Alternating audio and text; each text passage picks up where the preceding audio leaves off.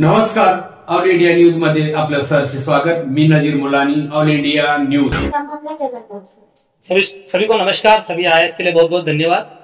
मामला ऐसा गंभीर है कि महानगर पालिका पर हम भ्रष्टाचार का आरोप लगाते हैं। भ्रष्टाचार अपनी जगह पर है, वो है ही, लेकिन यहाँ एक गंभीर विषय है कि क्षेत्र के कई हजार बल्कि लाखों शिक्षित बेरोजगारों के साथ बहुत बड़ा अन्याय वसई विरार महानगर पालिका में हो रहा है। शिक्षित बेरोजगारों के साथ अन्याय कैसा हो रहा है? एक तरफ देश में बेरोजगारी के चलते कई परिवार उजड़ रहे हैं, हम रोज की खबरें सुनते हैं, हम पत्रकार, हमको मालूम है। दूसरी तरफ महानगर पालिका में बैकडोर से ठेका पद्धति से एक ही परिवार के 4-4 लोग, 5-5 लोग काम धंधे पे है, उसका मैंने जानकारी निकाला। आरटीआई की कुछ दस्तावेज है मेरे हाथ में, और इसमें सीधे सीधे महानगर पालिका आयुक्त जिम्मेदार। आयुक्त कैसे जिम्मेदार है? तो जिनका मैं जिक्र कर रहा हूं वो है आयुक्त के एक ड्राइवर है मधुकर राउत। आयुक्त और प्रशासक अनिल पवार अपने यहाँ के जो आयुक्त अभी है हालिया, उनकी बात हो रही है। उनके एक ड्राइवर है मधुकर राउत, जो उनके पास प्राइवेट है, वो किसी न ठेके में है न सरकारी में है। उनकी प्राइवेट पगार महानगर पालिका अपने पैसे से, आयुक्त अपने पैसे से देते हैं। अब वो भी पैसा हालांकि महानगर पालिका का ही, उस पर मैं जिक्र बाद में करूंगा।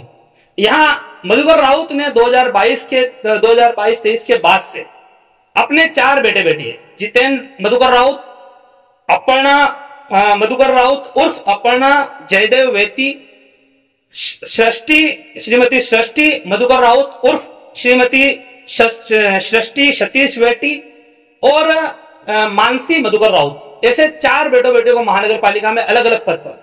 एक उनकी बेटी है मानसी, वो है लिपिक टंक लेखक है। उनका बेटा है जितेंद्र राउत, वो ड्राइवर है ठेका पद्धति पर, और 2 है वो सिपाही है, 2 दूसरी बेटियां है वो सिपाही। ऐसे 4 लोगों को वहां पे महानगर पालिका में उन्होंने नौकरी पे लगवाया। अब जो ठेका पद्धति है उसको मैंने पहले शुरू में बैकडोर बोला था। तो बैकडोर ऐसा कि ठेका पद्धति में आदमी की योग्यता बहुत ज्यादा अहमियत नहीं रखती, शैक्षणिक योग्यता या किसी तरह की, वहां ज्यादा अहमियत रखती है सिफारिश। और यह भी मामला सिफारिश वाला ही है। ये सिफारिश वाला क्यों है? जो 2 बेटियां हैं, अपर्णा जयदेव वेती और सृष्टि जयदेव वेती, इनका शिक्षण है 10वीं पास है ये, और 10वीं पास होकर इन्होंने सिपाही की मांगनी की, इनको सिपाही मिला भी।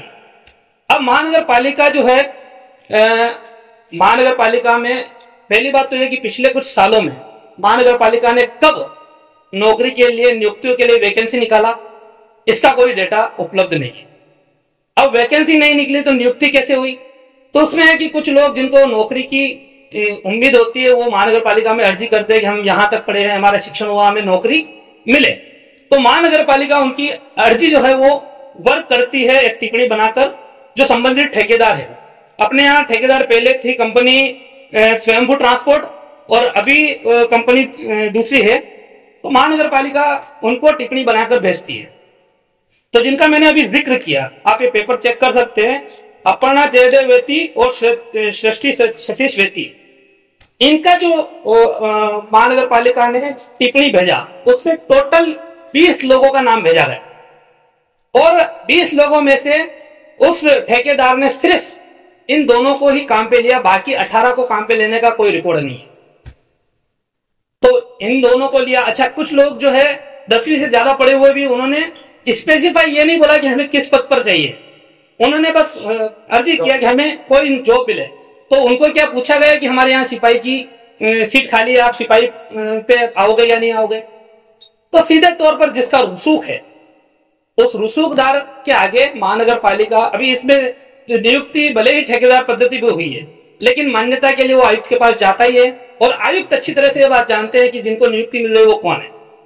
वैसे भी हमारे देश में कहावत है कि मंत्री से ज्यादा चर्चित उनके संतरी के होते हैं। तो यहां भी ऐसा ही मामला है।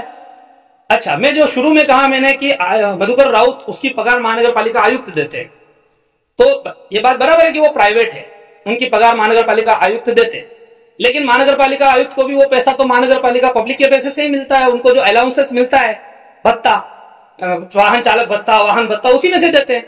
तो पब्लिक के पैसे में से एक ही परिवार के 5 लोगों की पगार जा रही है, और वहीं दूसरी तरफ यहाँ लोग बेरोजगारी के चलते क्या क्या कदम उठा रहे हैं नवयुवक, वो हमारे सामने है। ऐसा नहीं कि ये भी हुआ 2009 से जब महानगर पालिका आई तब से भी कई ऐसे लोग हैं जो एक ही परिवार के एक से अधिक लोग महानगर पालिका में है, उनकी जानकारी भी हमारे पास है। लेकिन तब राजनीतिक दबाव हो सकता था। इन सालों में जब प्रशासकीय राज है, कौन सा राजनीतिक दबाव है? और इसमें आयुक्त या ड्राइवर जो खुद महानगर पालिका में ठेके पे नहीं है, प्राइवेट है, उनको किस दबाव में आयुक्त ने दिया? मेरा सीधा सीधा आयुक्त के ऊपर यह सवाल है कि ये इसमें जो कुछ किया है वो आयुक्त ने किया है। कुछ ना कुछ तो उनके जो ड्राइवर है बहुत बड़ा राज उनका जानते हैं कि वो अपना काम निकलवा सकते हैं। जो आप बोल रहे हैं इतने समय के बाद, तो उसके पहले भी कोई और ड्राइवर रह चुके हैं, उसके पहले भी कोई और ड्राइवर रह चुके हैं। क्योंकि मैं मामला कितने साल से चल रहा है, कितने साल से इनकी नौकरी का पैसा जो है, पेमेंट जो है, वो जो वसूल महानगर पालिका थे, वो बता रहा हूं। तो आयुक्त जो है वो महानगर पालिका आयुक्त के ड्राइवर जो है वो प्राइवेट है, उनको आयुक्त ने कब रखा वो जानकारी नहीं है। लेकिन इन्होंने 2023 में अर्जी किया।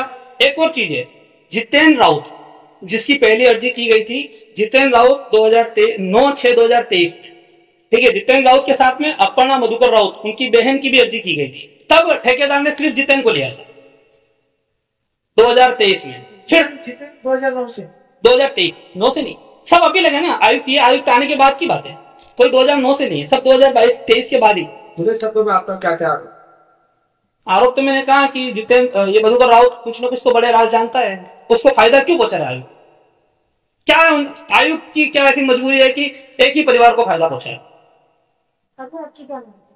मांग ये इसकी जांच होनी चाहिए। और इस मामले में मैंने प्रेस कॉन्फ्रेंस ली क्योंकि मेरे पास डेटा आया था।